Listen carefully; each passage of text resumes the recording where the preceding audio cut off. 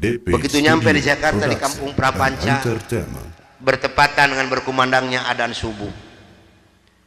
Kata Dr. Cornelis kepada saya, "Bro, tolong dengarkan adzan orang Islam ini kok goblok sekali, aneh-aneh."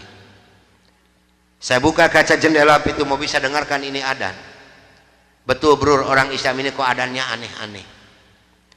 Kebetulan di Jakarta di Kampung Prapanca ini saya mengontrak sebuah rumah yang besar khusus untuk penginjil. Yang punya rumah namanya Bapak Rosid. Beliau adalah seorang sarjana agama Islam yang mengajar sekolah dasar negeri.